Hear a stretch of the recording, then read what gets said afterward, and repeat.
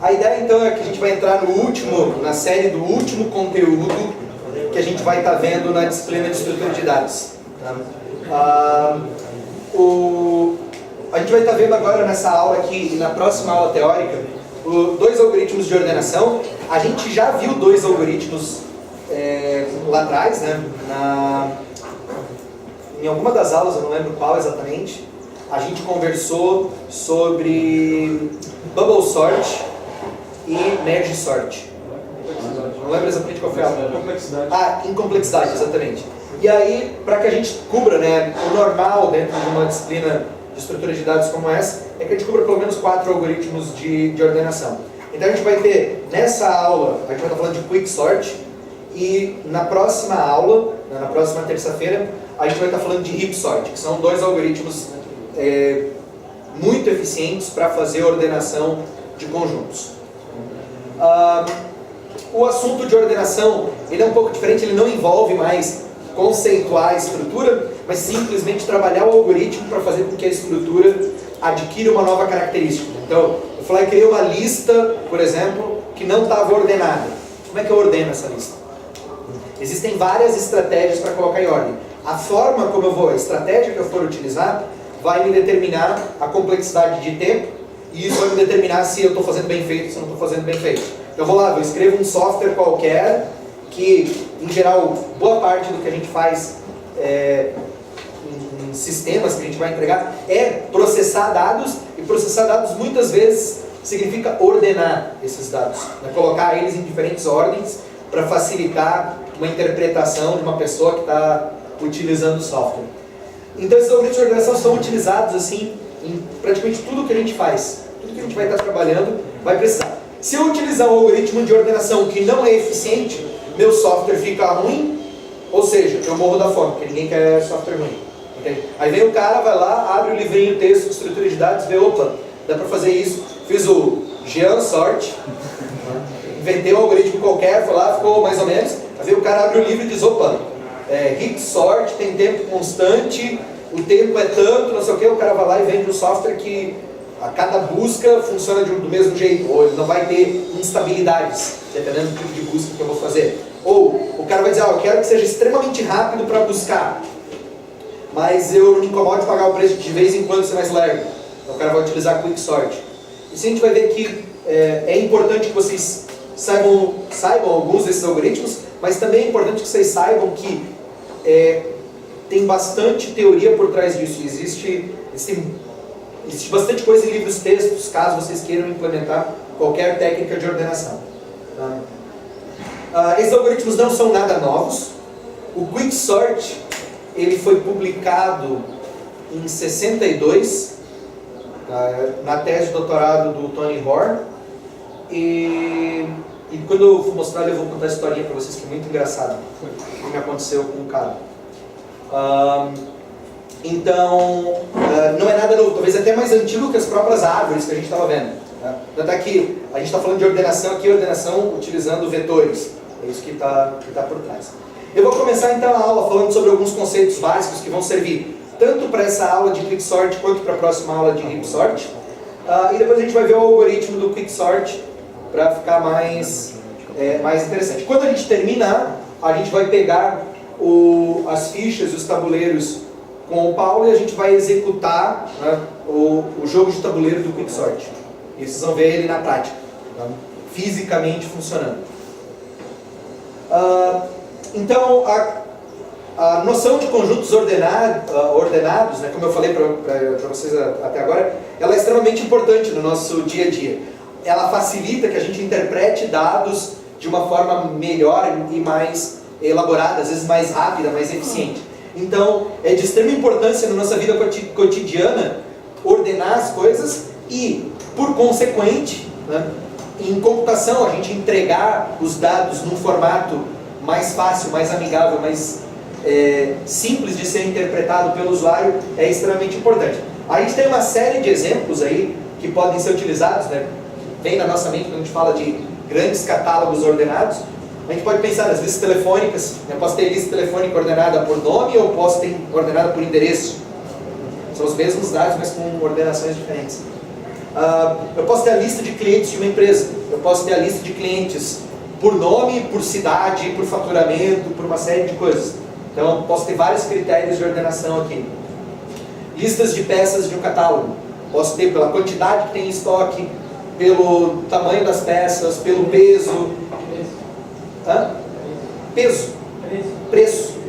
Mas peso também é importante, né? Hoje, com a história de e-commerce, você poder ordenar as coisas por peso para saber como é que você coloca dentro do pacote para melhorar o shipping, né? Para melhorar a parte de envio, é algo importante. Então, a gente vai ter grandes massas de dados, mas ver elas, ora com uma ordem, ora com outra, é extremamente importante para que o nosso sistema entregue algumas funcionalidades. Isso significa o quê? Como a gente vai estar fazendo isso de forma corriqueira, é extremamente importante que a gente conheça algoritmos eficientes para trabalhar a ordenação, para mudar essas visões, para mudar a forma como a gente está vendo aquela sequência de dados. Tá? Para isso, para a gente poder discutir esses algoritmos, a gente tem que ver alguns conceitos básicos. Tá? A gente vai primeiro pensar o seguinte, tá? A gente vai trabalhar o conceito de arquivo, né? A gente vai normalmente estar ordenando isso em arquivo, a gente não vai estar ordenando em memória, a gente vai estar trabalhando com conjuntos potencialmente grandes de dados. Então, para a gente, um arquivo, tá? Um arquivo R de tamanho N é uma sequência de N registros. Tá? Então, eu estou sempre pensando assim, eu fui lá e coloquei todas as minhas man-pages dentro de um arquivo de registros. Elas estão ordenadas pelo quê? Pela ordem que eu li do disco. Agora eu quero colocar as man-pages dentro daquele arquivo em ordem alfabética. Os registros continuam sendo os registros, mas eu vou pegar e eles vão ter uma diferente ordem de precedência. Isso é extremamente importante. Cada item, então, dentro desse arquivo é um registro. Um arquivo, ele vai ser classificado por chave, né? Vou dizer, esse arquivo está classificado por alguma chave, se para cada registro RI, existe uma parte de RI, que eu vou chamar de KI, que é a chave do registro, que vai ser chamada de chave de classificação. Tá? E ele está classificado, significa que se o I é menor que o J, a chave KI, né, o RI, precede o RJ. Tá? E aí, o que eu vou utilizar como chave em cada momento, é o que vai me determinar qual que é a visão de ordenação que eu estou tendo. Um exemplo, né, é o catálogo do telefone, o arquivo é o próprio catálogo. Um registro é uma entrada com o nome, o número e o endereço de uma determinada pessoa. O nome é uma das chaves, por quê? Porque é uma das formas de ordenar. Se eu colocar todo mundo que tem nome que começa com A, antes de todo mundo que tem nome que começa com B, eu criei um arquivo ordenado. Assim como eu posso pegar e ir pelo número de telefone. Eu ordeno uma lista pelo número de telefone. Não é muito útil, mas é uma forma de ordenar.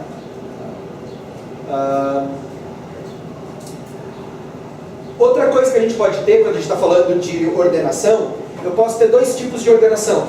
Eu posso ter o que a gente chama de ordenação interna e ordenação externa. Ordenação interna é aquilo que eu expliquei para vocês no começo, tem um baita de um arquivo com vários registros que estão numa ordem, fisicamente dispostos ali dentro. Eu posso pegar e simplesmente trocar a ordem daqueles registros dentro do arquivo de registros, ou eu posso ter um índice fora de ordenação, tá? Que me diz, opa, não me interessa, a ordem que eu coloquei os registros ali é a ordem que eles apareceram para mim. Eu tenho um arquivo externo que diz, opa, o registro número 10 é o primeiro, o registro número 15 é o segundo, o registro número 2 é o terceiro, e assim por diante. Eu vou chamar isso de ordenação externa. Tá? Então, ordenação interna é aquela... desculpa, confundi. Estou confundindo os índices internos e os índices externos. A ordenação interna é quando eu estou ordenando em memória principal, eu carrego o arquivo para a memória principal, os registros, e ordeno eles ali. E a ordenação externa é quando eu estou fazendo em memória auxiliar. Eu estou pegando e fazendo a ordenação direto no arquivo. A ideia aqui é simples. Tá? Eu posso ter a ordenação na memória principal, num vetor, ou eu posso ter a ordenação externa num arquivo.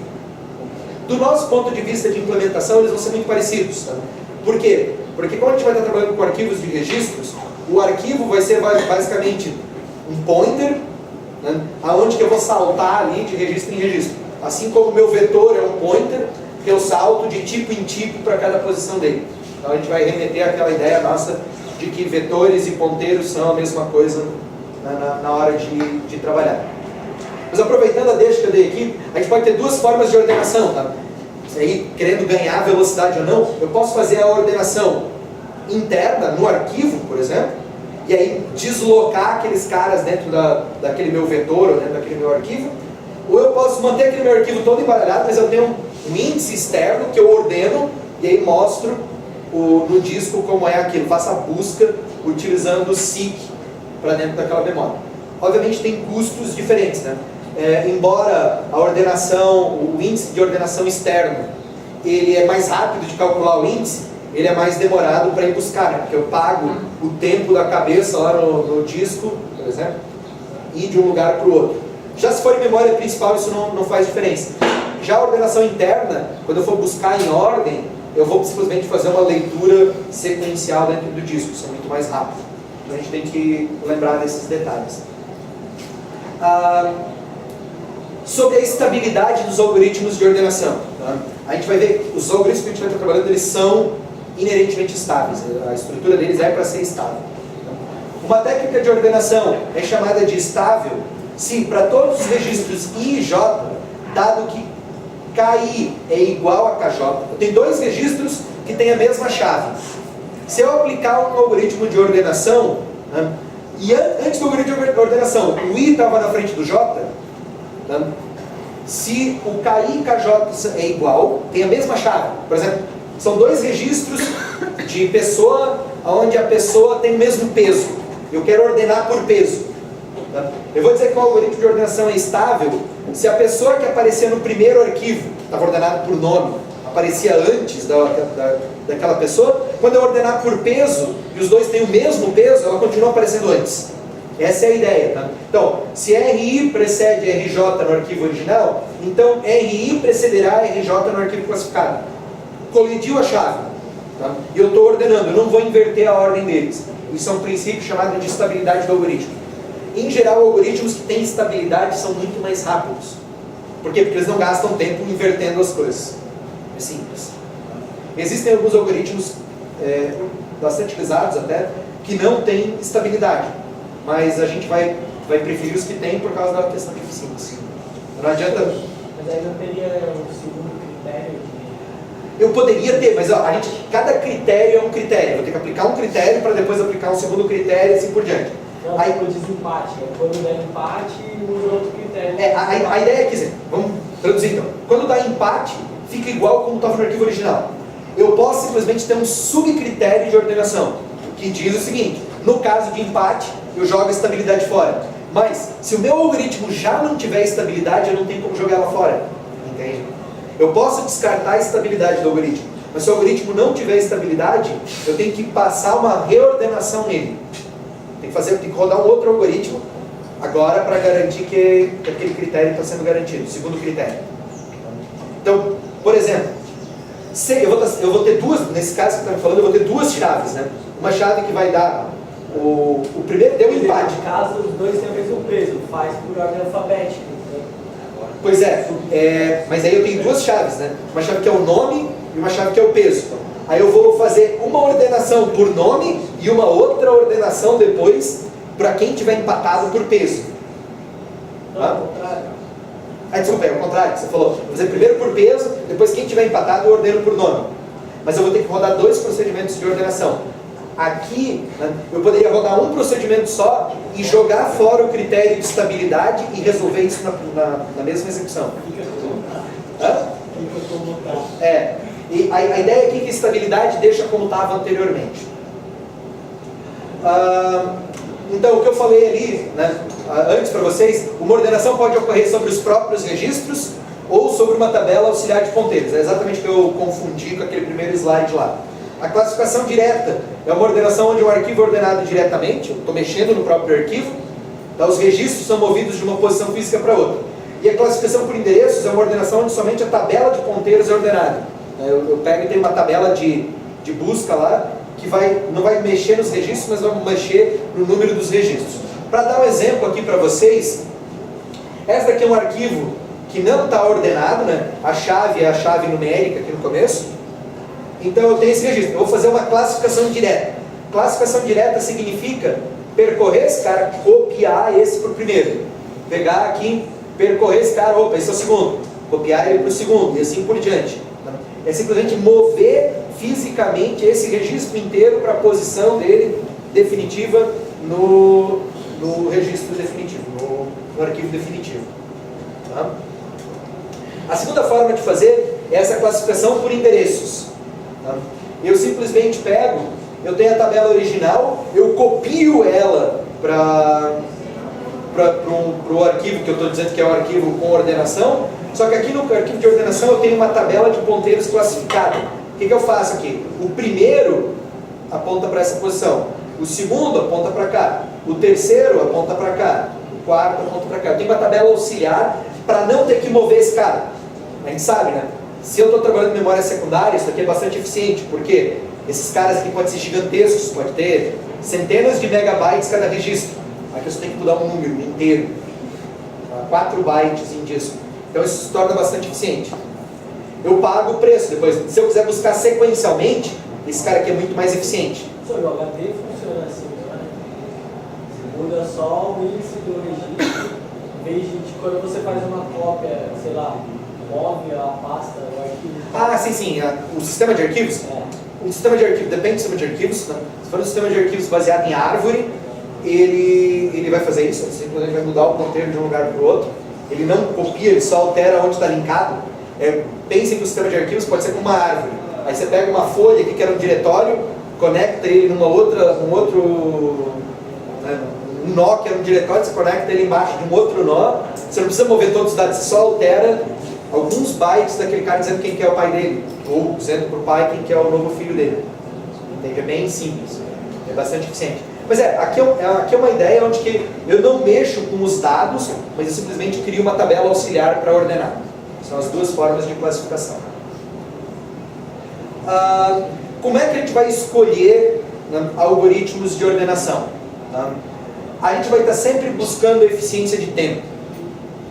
Alguns algoritmos são bastante ruins em termos de espaço, mas vocês vão ver que a discussão de espaço ela é muito pequena, né, se comparado com a discussão de tempo. Em geral, né, o pior caso que a gente tem com esses caras é você ter que duplicar o espaço. Esse seria o pior caso. Por quê? Porque você duplica para um lado, depois duplica para o outro. Obviamente, fazer essa duplicação, além de gastar o espaço, gasta tempo. Então a gente vai se focar principalmente no tempo. E aí o tempo vai ser determinado, como a gente viu lá, pela complexidade. A complexidade vai ser o tempo, né, que vai levar para executar, vai depender do quantos dados tem ali dentro. Se eu pegar um arquivo pequeno que tem, sei lá, 20 registros, eu posso usar qualquer coisa. Por quê? Porque eu não vou sentir a diferença de utilizar um mega algoritmo super ótimo, né, e utilizar, sei lá, qualquer LisaSort. Ouviram falar desse? LisaSort é um algoritmo que um pai deu para uma criança lá um conjunto de brinquedos e é a forma como ela ordenava os brinquedos. O nome da menina é Lisa. Se vocês procurarem na internet tem LisaSort. Então, para evitar, né, que eu tenha problemas, eu não vou utilizar algoritmos complexos, posso fazer qualquer coisa. No entanto, se o arquivo for grande, obviamente que eu já deveria procurar, porque eu tenho um número de registros que vai fazer com que o tempo seja proporcional, né, sabendo a complexidade dele, a gente sabe disso. Mas também outra coisa importante do algoritmo de ordenação, mesmo que eu tenha poucos registros, talvez seja importante eu escolher um algoritmo ótimo, dependendo do número de vezes que eu vou querer ficar ordenando aqueles dados.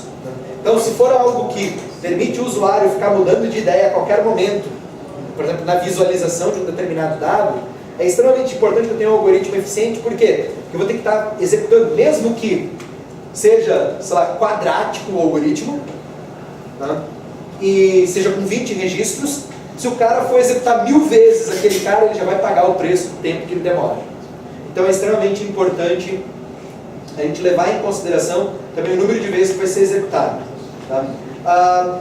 Isso vai impactar também no número de... se eu tiver que fazer ordenações repetidas, que é aquilo que você falou, eu executo uma ordenação para ordenar para um critério, aí eu tenho um subcritério, eu vou lá e executo o algoritmo de ordenação no subcritério, e assim por diante. Tá?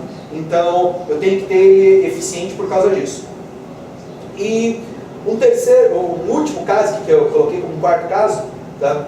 Que a gente tem que levar em consideração é o seguinte: essa questão de ordenação ela é tão cotidiana e tão evidente em tudo que a gente faz, que eu nunca devo usar como desculpa de que um algoritmo é muito difícil de implementar, então eu faço qualquer coisa.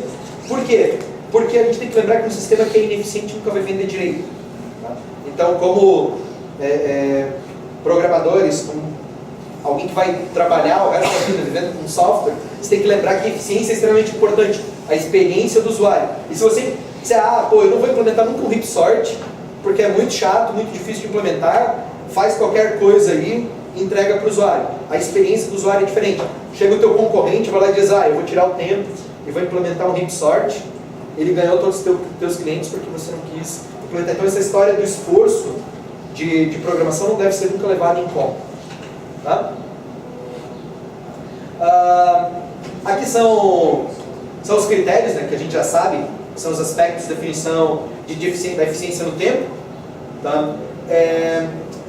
O critério básico para a determinação de eficiência de tempo de um algoritmo não é somente a complexidade assintótica, isso que tem que ficar claro. A gente vai ter que olhar para algumas operações críticas. Tá?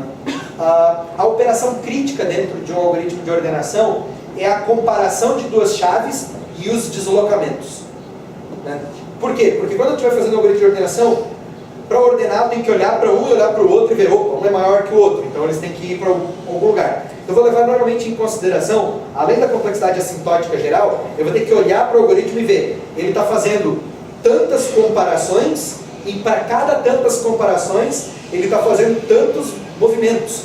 Quanto menos comparações e quanto menos movimentos eu fizer, mais eficiente vai ser meu algoritmo. Tá? Essas operações críticas também, se o algoritmo fizer as operações críticas em memória, vai ser muito mais rápido do que fazer operações críticas em disco. A gente vai ver que tem algoritmos que são mistos. Né? Mesmo quando eu vou ordenar, por exemplo, um arquivo, eu posso fazer parte da ordenação em memória, isso vai tornar o processo de ordenação bastante rápido. E eficiência de espaço é algo que a gente não discute muito, mas eu recomendo que quando vocês forem fazer teoria da computação, vocês questionem o professor para cobrir detalhes de eficiência de espaço. Algoritmos de ordenação, a pior questão de espaço deles, que eles podem atingir, se não me engano, é linear. É linear, porque vai ser um multiplicador do linear. Mas existem outros algoritmos, tá, que podem ter complexidade. Quando você quer, por exemplo, ordenar matrizes, você pode ter algoritmos com ordenação com eficiência de espaço quadrática, né, que você está fazendo. E quando você está fazendo com espaço quadrático, você começa a ter sérios problemas de guardar dados. Entende? Embora o algoritmo seja rápido, você não consegue ter disco, memória, esse tipo de coisa para tornar eficiente. Um lugar onde a eficiência de espaço é bastante utilizado, técnicas de tornar a complexidade de espaço mais alta possível é para senhas. Então você vai digitar a tua senha lá, o ideal é que o cara nunca consiga pré-computar todas as possíveis senhas. Então, a gente tem lá o problema das Rainbow Tables, elas são dificílimas de você conseguir armazenar. Você tem um algoritmo de senhas que é eficiente contra ataques de Rainbow Tables. Quando uma Rainbow Table para atacar o algoritmo, o cara vai precisar de todos os discos rígidos do planeta e não vai ter armazenamento suficiente. Então essa é um bom algoritmo. A gente tem vários desses. E bom, tendo visto toda essa parte, a gente vai falar um pouco agora do algoritmo, do Quicksort. Tá? O Quicksort, ele é um algoritmo de ordenação por troca de partição. A gente vai ver que a gente vai pegar o vetor e vai ter uma estratégia de particionar ele e aí criar dois subvetores e ordenar eles de forma independente. Tá? Ele é provavelmente o algoritmo de ordenação mais utilizado que existe. Por quê? Porque ele é extremamente rápido. Ele, dependendo do conjunto de entrada, a ordenação dele é n-log-n. Então a gente consegue pegar e ordenar conjuntos de dados potencialmente grandes numa velocidade assim, considerável. Tá? A complexidade média é n-log-n, mas ele tem complexidades bem menores do que n-log-n. Tá? Isso é importante. Ele utiliza estratégia de dividir para conquistar. Então o que ele faz? Ele vai lá, pega o cara que a gente chama de pivô, coloca o pivô na posição definitiva dele. Todo mundo que é menor que o pivô está de um lado, todo mundo que é maior do pivô que está do outro. Está do outro lado. Aí ele particiona o conjunto em dois, aplica quicksort de um lado e quicksort do outro. assim recursivamente ele consegue se resolver. É um algoritmo facilmente paralelizável, por isso que ele é extremamente interessante nos dias de hoje. Você tem arquiteturas multicore, por exemplo, você quer fazer uma ordenação extremamente rápida, você instancia várias threads de quicksort, você faz um quicksort multithread, você consegue explorar tudo que o processador pode te dar, tá? De uma forma extremamente eficiente. E aí eu coloquei aqui uma foto do Tony Hoare, porque isso daqui foi algo que me faltou na minha graduação. Vocês nunca pensaram que uma foto de um cara podia fazer falta na graduação de vocês? Vou contar para vocês. O Tony Hoare, ele é, além de ser Sir, né, ter sido determinado Cavalier of the British Empire pela rainha, ele ganhou um Turing Awards, que não tem nada a ver com Quicksort, né? Foi com o cálculo CSP, que é outra teoria que ele desenvolveu depois, quando ele era professor em Manchester. Hoje ele é Emeritus Professor em Cambridge. E ele é funcionário da Microsoft. Essa é outra informação interessante. Mas a história é muito engraçada, porque ele virou Emeritus Professor em Cambridge em 2007, 2008. Aí eu não conhecia, não sabia quem que era. Aí tinha um amigo meu, brasileiro, então eu saí para almoçar, aí tava esse cara, esse amigo meu brasileiro, sentado com um senhor de idade, assim, lá na cantina do... Nós conversando. Aí passei e tal, não, senta aí, não sei o quê. Aí eu sentei. Eu fiz, meu doutorado foi em teoria da computação. E toda essa parte de complexidade, essas coisas tem tudo a ver com teoria.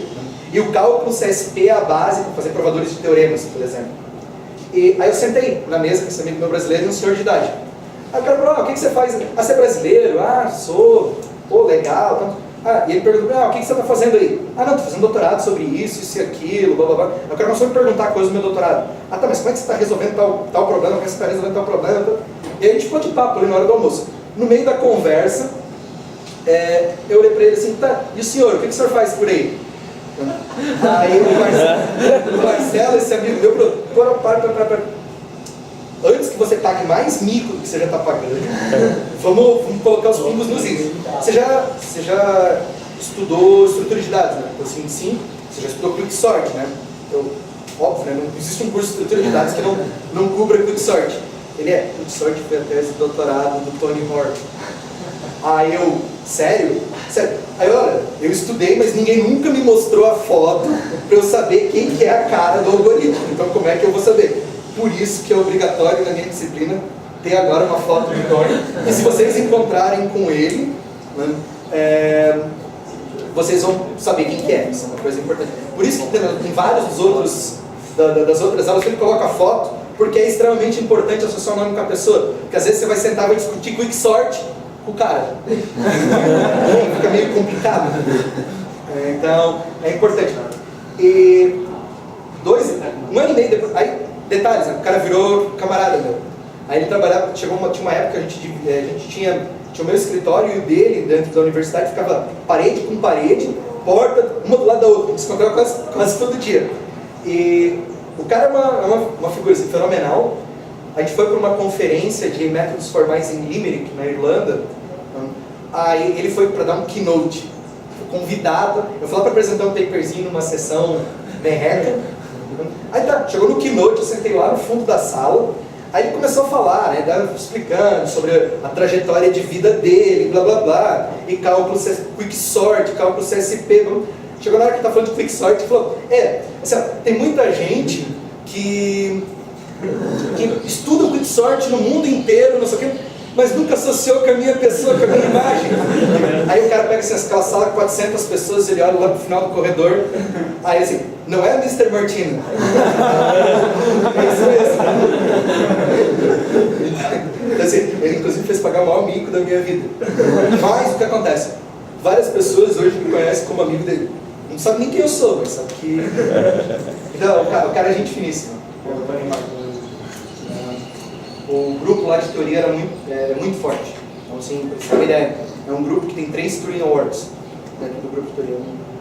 É show de bola. E essas pessoas parecem, assim, você olha para esse tipo de coisa, parece que o cara é inatingível, que você nunca vai que o cara é sobrenatural, mas não é. É uma pessoa normal, posso garantir para vocês. Sugiro que vocês dêem uma olhada no Wikipedia dele, tem umas frases assim célebres dele.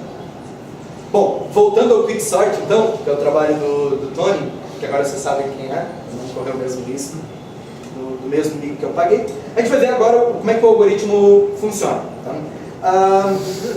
As vantagens então do Quicksort.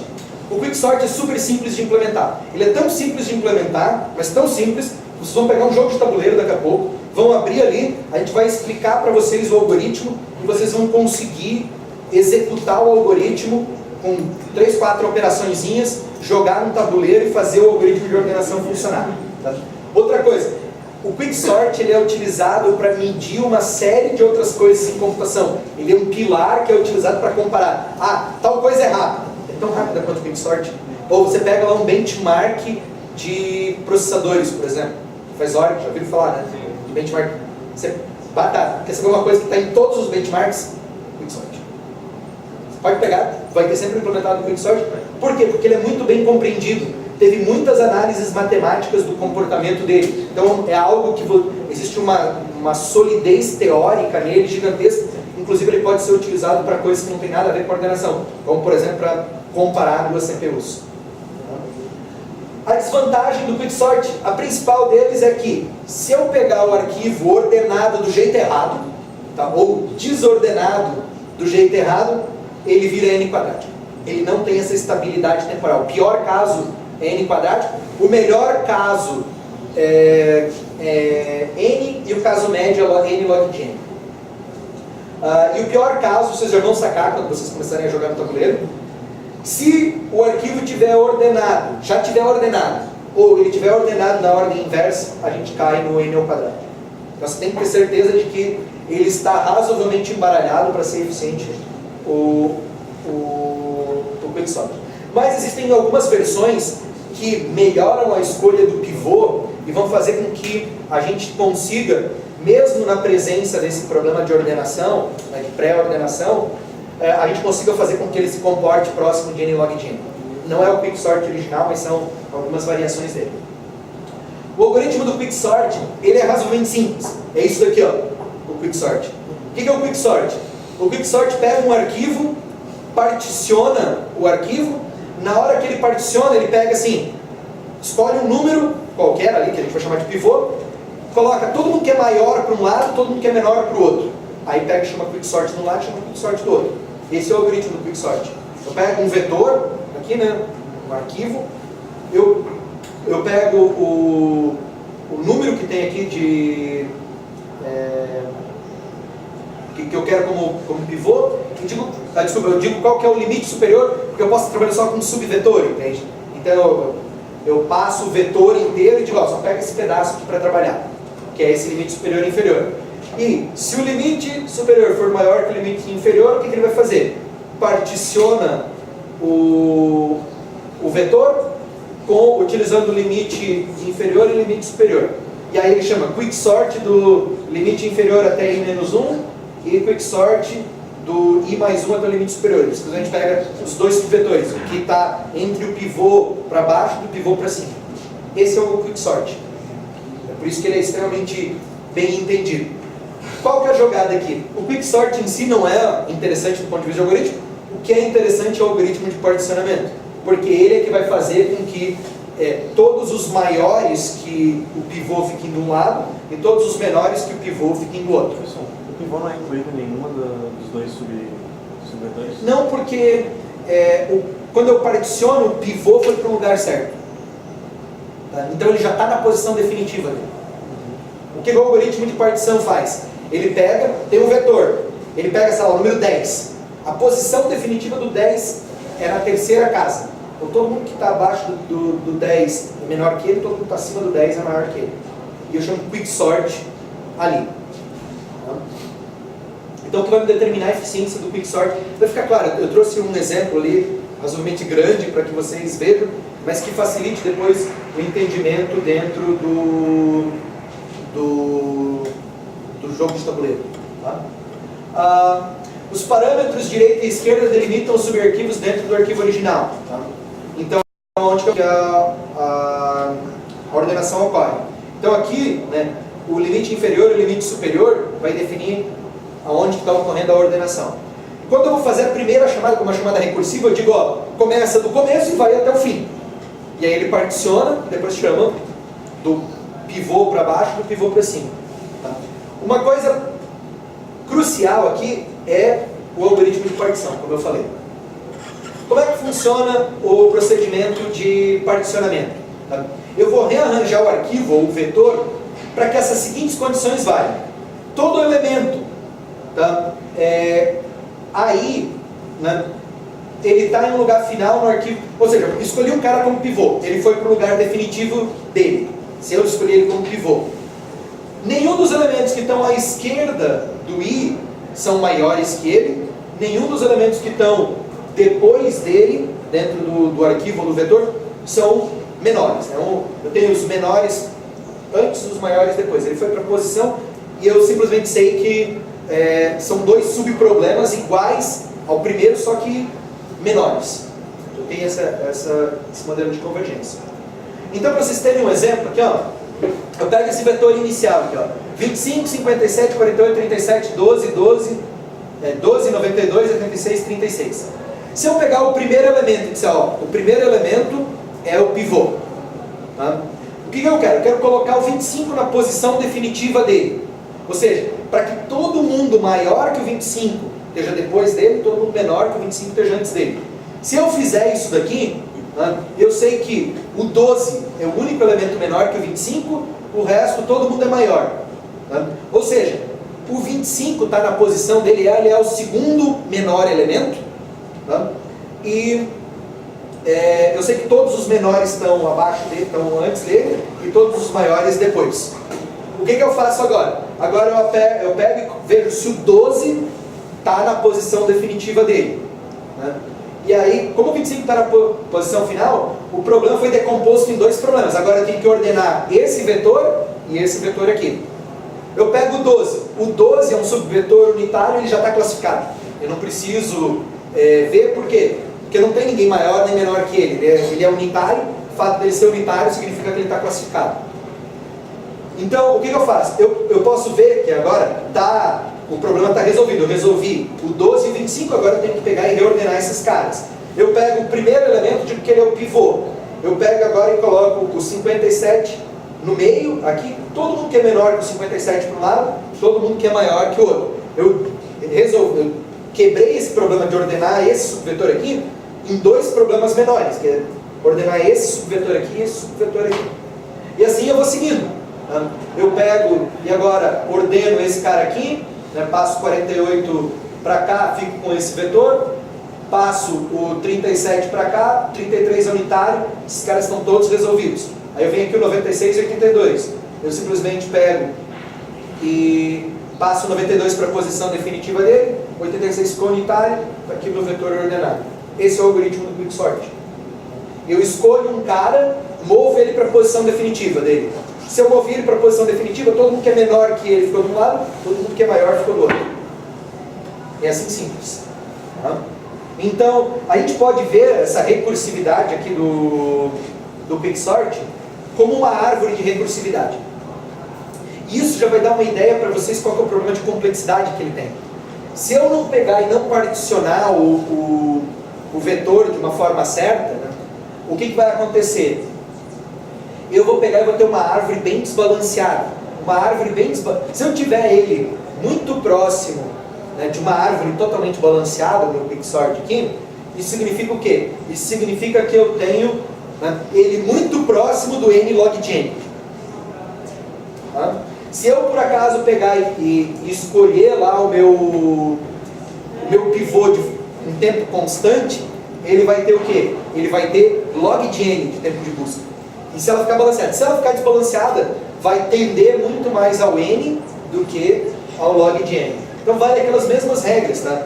E aqui é aquele mesmo slide lá atrás, só que agora colocado uma visão da recursividade. Então, esse problema foi transformado nesse, gerou essa recursividade e essa recursividade. Esse problema foi transformado nesse e nesse, gerou essa recursividade e essa recursividade. E assim a gente tem uma visão da recursividade do Quicksort como uma árvore. Como ele está desbalanceado, naquele caso, a minha escolha do pivô foi muito ruim sempre nesse caso aqui, ó. ele criou duas descidas aqui. Se eu tivesse escolhido o pivô de forma diferente, eu não precisaria ter esse nível aqui, ou seja, eu estaria muito mais próximo de uma árvore balanceada que a outra. A escolha do primeiro pivô também fez isso, não dividiu o vetor no meio, então eu fiquei com um quicksort que não precisava fazer nada lá, com outro quicksort quase com o tamanho de N do lado de cá. Mas isso é responsabilidade do particioning? Sim, é a forma como eu escolho o meu pivô. Aqui a gente fez a escolha mais simples do pivô, pega o primeiro elemento, ele é o pivô. E aí eu corro riscos, entende, com isso. Eu posso ter formas mais inteligentes de escolher meu pivô. Que essas são as modificações do quicksort. Tipo, você perde mais tempo escolhendo o pivô, mas ganha mais tempo depois, é isso? Sim, é um trade-off. Eu, em vez de ter tempo constante para escolher o pivô, eu posso ter outras estratégias, entende? Ao invés de pegar o pivô como primeiro elemento, eu posso pegar o pivô como elemento do meio. Isso já me faz não cair nos casos dos parcialmente ordenados, entende? Ou eu vou convergir muito mais rapidamente se eu tiver com parcialmente ordenado. Eu não preciso fazer uma varredura para escolher o pivô. Eu posso fazer uma outra estratégia qualquer. Entende? Então, tem N estratégias aí pra gente ver, tá? do pivô. Tem divisão modular, tem uma série de formas. Eu posso pegar 12, né? Aí o que digamos assim, eu peguei o 25. Aqui eu tenho 1, 2, 3, 4, 5, 6, 7, 8. Eu pego e divido 25 por... faço mod 8. Aí eu pego o pivô na posição do mod do número. Essa é uma forma de escolher o pivô que tem tempo constante, que o custo é ínfimo, mas que me melhora muito. Eu não caio em nenhum dos casos ruins do quicksort. A chance de cair num caso ruim é muito pequena. Então, tem formas. A gente vê aqui o tradicional, que é pegar o primeiro. Mas tem formas melhores de escolher o pivô. E o pivô é o que vai determinar, né, se eu vou dividir aquele vetor no meio, ou se eu vou dividir ele mais para um lado do que para o outro. Então, o que aconteceu aqui. Então, o método de particionamento vai considerar sempre, né, no nosso caso aqui, o pivô vai ser o limite inferior. Ele é o menor elemento daquele subvetor que eu estou ordenando lá, né? É o primeiro. É um artifício que vai só ajudar a gente a facilitar a implementação. Os dois ponteiros, chamados alto e baixo, são inicializados como o máximo e o mínimo. E aí, em qualquer ponto da execução, todo elemento acima de alto é maior que x, e todo elemento de baixo é menor que x. Então, eu vou fazer sempre essa comparação. Eu vou percorrendo dos cantos do vetor para o centro. E aí eu vou chegar com quando os dois se cruzarem, ali é que vai o pivô, ele chegou na posição definitiva dele. Então, os dois ponteiros altos e baixos são movidos em direção um ao outro. Um está na direita e um está na esquerda. Aí eu comparo, esse cara aqui é menor que o pivô? É, então passo para o próximo. É menor que o pivô? É. E assim eu vou. Esse cara aqui é maior que o pivô, então ele está na posição errada, ele está do lado de cá do pivô. Eu caminho até achar um que é menor que o pivô. Troco os dois, aí a condição foi satisfeita. Continuo caminhando. Quando o alto e o baixo se cruzarem, eu sei que o pivô tem que ir ali, porque todo mundo que é menor que ele já está do lado, todo mundo que é maior já está do outro. A gente vai ver, vai ficar claro, por exemplo, que eu vou dar aqui algoritmo para vocês depois. Tá? Então, eu vou incrementar o baixo até uma posição onde que o baixo é menor ou igual ao pivô, e vou decrementar o alto até quando o alto é maior que o pivô. Se alto maior que baixo, eu troco um pelo outro. Tá? O processo é repetido até que a condição descrita em 3 falhe, quando o alto for menor ou igual que o baixo. Nesse ponto, o alto vai ser trocado pelo limite inferior, que é o pivô, e que é a posição que eu estava procurando. Eu coloco o pivô no lugar onde ele deveria ir. Então, para ficar claro para vocês, eu vou pegar esse vetor aqui que não está ordenado, para a gente ordenar utilizando o algoritmo. Então, o que eu tenho? Eu quero ordenar ele do limite inferior até o limite superior. O que eu vou fazer? O pivô vai ser o 23. Eu vou comparar todos os elementos com o 23. Tá? Então, eu vou pegar o limite inferior aqui. Para ordenar, eu vou dividir em 2 partes. A parte da esquerda vai ser os menores que o pivô e a parte da direita os maiores que o pivô. Então, o que eu vou fazer? Eu vou pegar e eu vou incrementar o baixo até achar alguém que é maior que o 23. Já de cara o 66 é maior que o 26. O que eu vou fazer agora? Eu vou pegar o limite superior e vou procurar alguém que é menor que o 23. Quando eu achar, parei o baixo e parei o alto, eu troco o alto pelo baixo, certo? O que vai acontecer aqui? Quando eu trocar o alto pelo baixo, esse cara aqui é menor que o 23, esse cara aqui é maior. Eu posso continuar deslocando o baixo para frente e o alto para trás. Aí eu ando aqui, opa, já parei. Por quê? Porque o 53 é maior que o 23. Aí eu puxo o alto para baixo. Esse cara aqui é menor do que o 23. Condição de parada aqui significa que eu troco um pelo outro. Agora está satisfeito. Esse cara aqui é menor do que o 23, esse cara aqui é maior. Aí eu continuo andando. Opa, esse cara aqui é maior, esse cara aqui é maior, então tá certo. Esse cara aqui é menor. Cheguei nesses dois. O que faz? Troca de novo. Aí caminha. O 56 é maior. O 21. O que eu faço? Troco os dois. Aí vem a jogada. Eu tenho o alto e o baixo. Quando o alto e o baixo cruzarem, significa o quê? Significa que essa daqui é a posição definitiva do 23. Aí coloca entre o alto e o baixo, né? Não, coloca ele na posição onde os dois pararem. O critério de parada de um é maior, o outro é menor ou igual. Não, o baixo não é 56, o alto e o 21. Mas é que eu vou avançar, eu avanço o baixo. Aí faço o teste. O baixo é igual ao alto? Então, opa, então é parado, não preciso nem mexer no alto mais. Aí eu troco o 23, eu passo o alto para frente, e troco para a posição do alto. É isso mesmo. Eu cruzo os dois. E aí quando teve o cruzamento, eu sei que aquele critério vai falhar, né? Que o alto é maior do que o baixo.